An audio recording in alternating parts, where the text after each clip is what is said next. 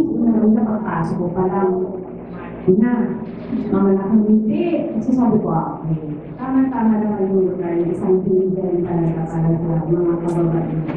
So, pasok ko dito ng kwarto, nakakakuha ang mga pink at red lipstick. Sabi na lang red lipstick, ang suot ko, bumagay naman. Sila din ang red lipstick. Una-una maraming salamat sa inyong lahat. Alam ko marami po kayo dito. Pero kayo po yung naking kasama ko ngayong hapon. So maraming salamat. At kung nag-alis pa kayo, ang maganda yung tingnan. Walang bakit ng lungkot, o pag-ibigay, o sakit, ay importante. So maraming salamat dahil binahagi ninyo yung oras ninyo. Kasama ko ngayong hapon. Tulog pa yung buko. So kayo lang nag-ayos niyan dito, no? Nandito yung tulungan. Sige, very good yan. Tama yan. Pag mag-aawaan ko kayo, always say is, kung ano yung kakasaya ninyo. Diba? Kung kailangan nyo magpaganda, kung kailangan nyo magtawanan, magkwentuhan, basta ikasasaya ng puso ninyo. Okay yan. So, maraming alam ko birthday ko. Pero it feels like, ano talaga, regalo ko para sa akin. Yung oras ninyo, yung panahon ninyo kahit sa Manila, napakalaking bagay po para sa akin.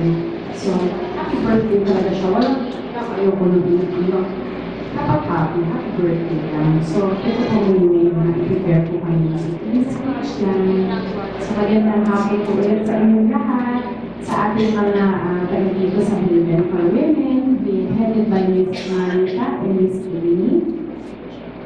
Sa mga members po ng from our worldwide na nag-organize po nito, maraming salamat po sa inyong lahat.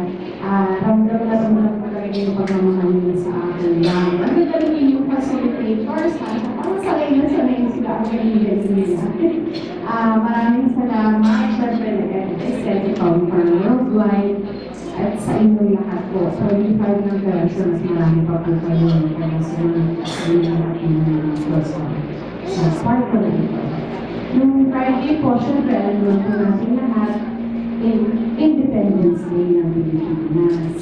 Birthday ko din po ang Independence Day ng Friday, June 12. Yun po yung birthday ko. Naalala ko, yung bata ako, malungkot ako birthday ko, Independence Day. Kasi lagi walang pasok, holiday. Sabi ko, gusto ko naman mag-birthday sa school. Gusto ko kasama ko yung mga classmates ko. Pero ngayon, okay na rin. Magandang bonus na rin na ang birthday ko, Independence Day. Lagi nila ako binibate. Happy birthday, Independencia. Hindi pa nila ako tawagin, well, ipangalang Carla Independencia. Ayan po. Yun ang laging puso sa akin ng lola ko. So, syempre, magandang bonus kay God na ang birthday ko, araw ng kalayaan, Independence Day. So, syempre, naisip ko yung Car Worldwide na nagmamahal sa akin na i-organize ito. Pag-iwag na rin yung araw niya. So, talagang gusto ko siya magsalamat sa inyong lahat.